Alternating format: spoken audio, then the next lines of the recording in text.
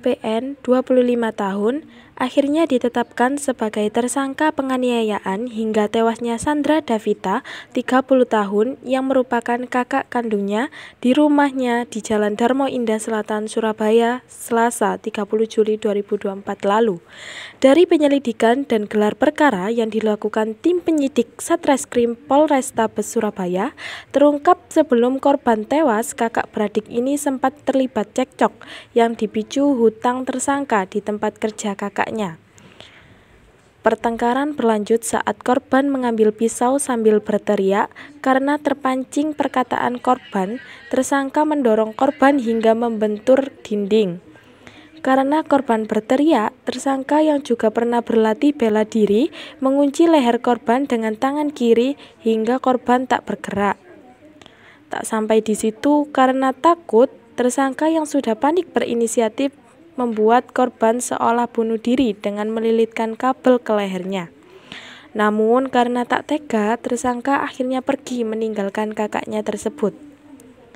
Menurut Kompol Teguh Setiawan, PLT Kasatreskrim Polrestabes Surabaya, motif dibalik tewasnya korban karena sering cekcok masalah keluarga. Selain itu, tersangka juga tak kunjung membayar hutang ke perusahaan kakaknya yang dinilai bikin malu keluarga. Tersangka ini karena korban dinilai ikut campur atas permasalahan pribadinya, yang notabene ini adik kakak ini sudah lama tidak berkomunikasi dan sudah pisah tempat tinggal. Karena ada permasalahan di kantor tersangka yang kemudian diklarifikasi oleh pihak kantor tersangka ke kakak korban. Di situ kakak korban malah seolah-olah menjelek-jelekan dan memberitahu rumah yang baru, alamat yang baru, dan juga tempat pekerjaan dia yang baru dan keluarganya. Nah, dari situ dari pihak perusahaan mengklarifikasi dan mencari tersangka ke adik korban nomor 3 di tempat pekerjaannya. Di situ adik korban merasa malu, kemudian menyampaikan kepada tersangka, dan dari situ dia mencoba mengklarifikasi ke kakaknya yang sudah lama tidak berkomunikasi. Di situ kakaknya kaget karena pagi-pagi dia datang, akhirnya terjadi cekcok lagi hingga terjadi penghilangkan nyawa korban itu. Kemudian otaknya juga agak membengkak. Ya. Selain itu kami mendapatkan tanda-tanda bahwa si korban ini kekurangan oksigen. Itu bisa terjadi oleh karena adanya trauma di kepala tadi itu yang menyebabkan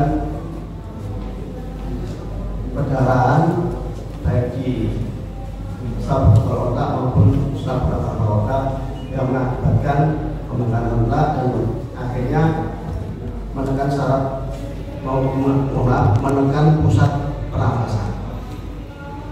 Sehingga dari situ semua kami memutuskan dari analisa itu bahwa korban ini meninggal akibat kekerasan tumpul di kepalanya yang mengakibatkan perdarahan di bawah saraf otak dan sub-belakang otak, dan pada akhirnya menyebabkan pembengkakan otak dan menekan pusat nafas. Tapi saya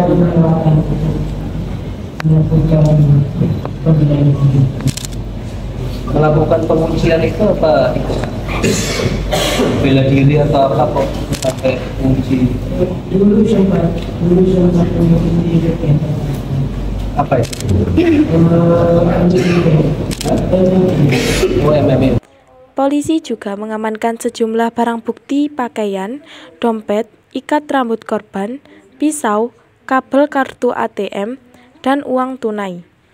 Tersangka dijerat pasal 351 ayat 3 KUHP, pasal 359 KUHP tentang penganiayaan dan kelalaian hingga meninggal dunia, dan pasal 3622 KUHP tentang pencurian karena mengambil dan menjual HP korban. Farid Arman, Surabaya TV.